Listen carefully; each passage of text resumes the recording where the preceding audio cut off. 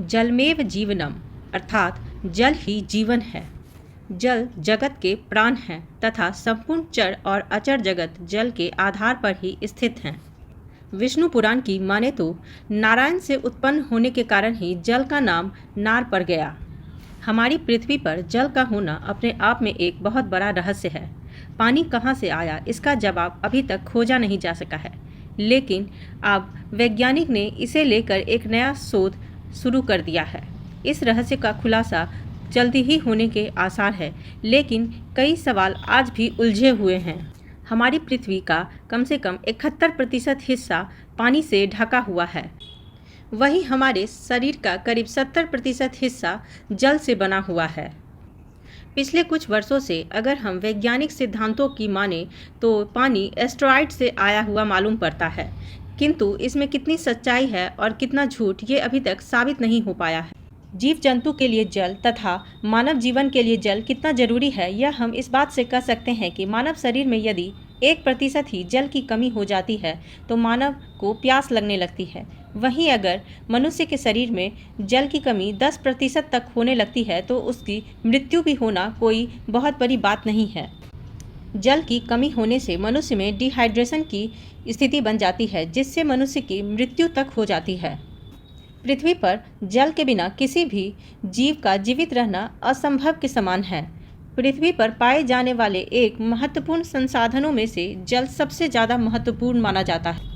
यह जल एक ध्रुवीय अकार्बनिक यौगिक है जो मुख्यतः 2 तत्वों से मिलकर बनता है, और वो है हाइड्रोजन और ऑक्सीजन। हमारे पृथ्वी पर करीब जल का 90% हिस्सा अंटार्कटिका में पाया जाता है। इंसानों के मस्तिष्क का करीब 70% हिस्सा जल से बना हुआ है।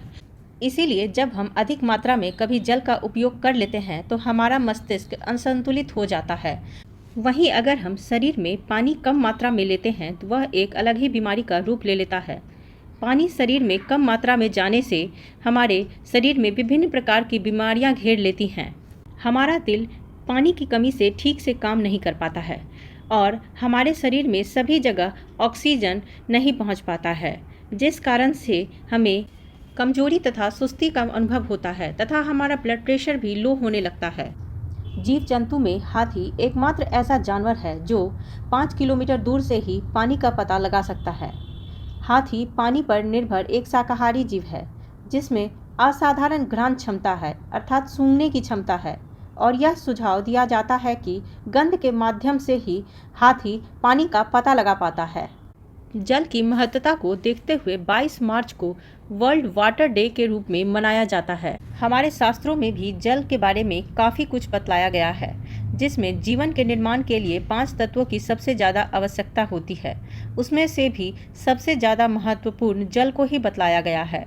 जल को सबसे ज़्यादा महत्वपूर्ण इसलिए बतलाया गया है क्योंकि जल से व्यक्ति का जीवन ही नहीं चलता, किंतु उसकी भावनाएं तथा उसकी क्षमताओं का भी निर्धारण होता है।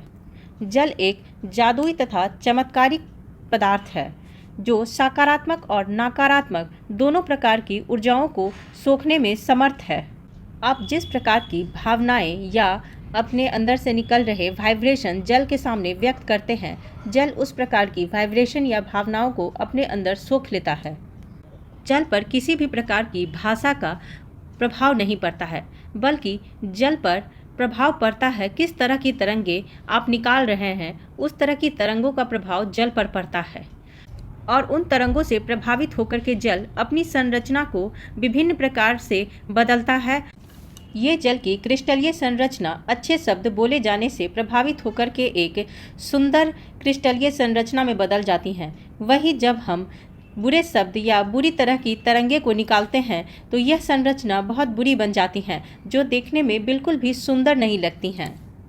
21वीं शताब्दी में इस प्रकार के शोध का श्रेय डॉक्टर इमोटो को जाता है। इस प्रकार के प्रयोग ने डॉक्टर इमोटो को भी चौंका दिया था।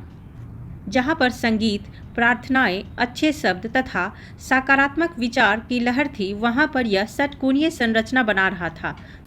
वहीं जहाँ पर बुरे शब्द तथा नकारात्मक विचार दौड़ रहे थे, वहाँ पर इसकी संरचना काफ़ी विकृत थी।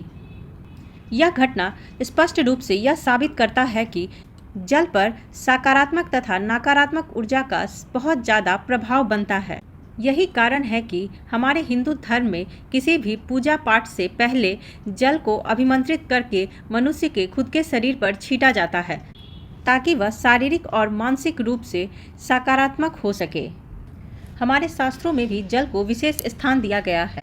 हमारे पुराणों में इस प्रकार से वर्णित है कि पूजा के स्थान पर हमेशा जल का लोटा रहने से घर में समृद्धि बनी रहती है।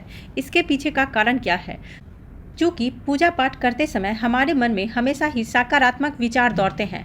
वह सकारात्मक विचार लोटे में स्थित जल अवशोषित कर लेता है और पूरे दिन वह जल अपने में से सकारात्मक ऊर्जा का प्रवाह बनाए रखता है, जिस कारण से हमारे घर में सकारात्मक ऊर्जा का प्रवाह बना रहता है। और इसीलिए मान्यता यह भी है कि पूजा स्थान पर जल रखने से व्यक्ति की मनोकामनाओं की पूर्ति भी होती है और घर में ऊर्जा का संचार होता है। हिंदू धर्म में पूजा को शुरुआत करते समय में जल को अभिमंत्रित करके छींटा जाता है। वहीं जब पूजा समाप्त करके आरती समाप्त हो जाती है तब आचमन भी जल से ही किया जाता है।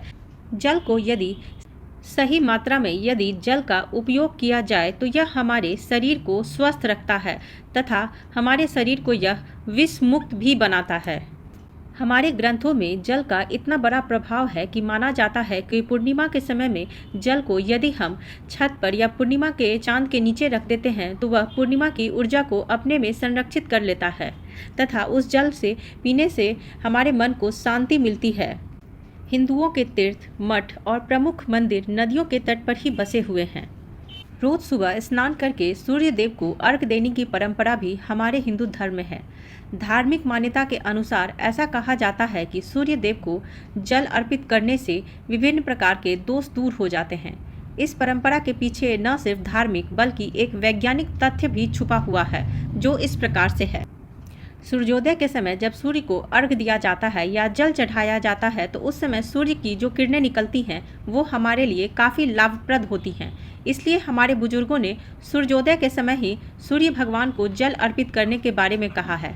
तभी जब हम सूर्य भगवान को अर्घ देते हैं तो उस समय पानी की धारा से होकर के सूर्य की किरणें हमारे शरीर पर पड़ती हैं।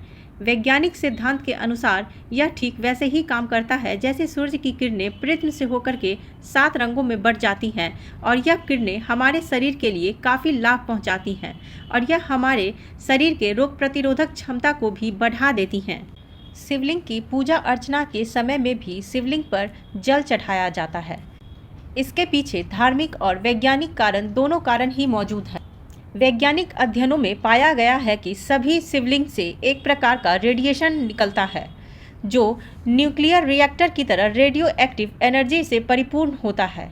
यही कारण है कि यह ऊर्जा हमारे शरीर से निगेटिव यानी नकारात्मक ऊर्जा को सोख लेती है और जब हम स्वयं ही उस पर जल चढ़ाते हैं तो वो नकारात्मक ऊर्जा सकारात्मक ऊर्जा में बदलकर हमारे शरीर तक पहुंचती है और इस तरह से हमारे अंदर सकारात्मक ऊर्जा का प्रवाह बनता है। शिवलिंग पर इस तरह से जल चढ़ाने से हमारे अंदर मौजूद नकारात्मक ऊर्जा नष्ट हो जाती है। शिवलिंग पर जल चढ़ाने का धार्मिक अर्थ भी है। माना जाता है शिव ने जब विष पान किया था जिससे उनका मस्तक काफ़ी गर्म हो गया, जिसे देवताओं ने उनके सिर पर जल डालकर शीतल किया। यह मस्तक गर्म होने से अभिप्राय नकारात्मक भावों का अपने भीतर उत्पन्न होना भी है, जिसे आप शिवजी पर जल चढ़ा करके अपने अंदर उठ रहे नकारात्मक भावों को समाप्त करते हैं। ऐसा माना जाता है कि मस्तिष्क के केंद्र में आग्नेय चक्र होता है जो पिंगला और ईरा नाड़ियों के मिलने का स्थान है। वहाँ से आपकी सोचने समझने की क्षमता का निर्धारण होता है, जिसे शिव स्थान भी कहा जाता है। इस शिव स्थान को शांत रखने के लिए जल का प्रवाह दिया जाता है और चूँकि शिवलिंग पर यह जल चढ़ चुका होता है इसलिए यह जल भी रिएक्टिव हो जाता है। इसलिए इस जल के बहने वाले मार्ग को लांघा नहीं जाता है। वहीं शिवलिंग पर चढ़ाया हुआ जल जब नदी के बहते हुए जल के साथ मिलता है तो औषधि का रूप ले लेता है। शास्त्रों के अनुसार हमारे द्वारा किए गए सभी काम स्वादिष्ठान चक्र में संग्रहित होते हैं। यह चक्र जल तत्व से बना हुआ है।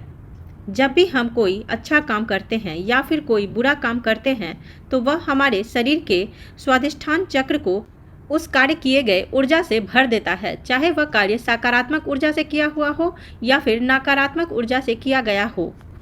और चूंकि जल तत्व पर ही व्यक्ति के व्यक्तित्व, स्वास्थ्य, संपत्ति तथा आर्थिक उन्नति का आधारित होती है, इसलिए जल तत्व के बुरे कर्म ग्रहण करते हुए उसके पूरा परिणाम हमारे पूरे जीवन पर पड़ता है। जाने अनजाने में मनुष्य के द्वारा किए गए गलत काम का परिणाम यह होता है कि उसका स्वादिष्ठान चक्र दूषित हो जाता है।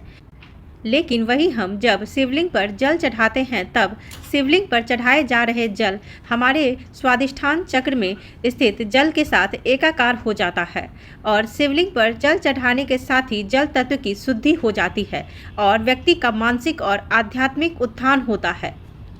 National centre for biological information के अनुसार नहाने से मानसिक और शारीरिक स्वास्थ्य में भी सुधार आता है।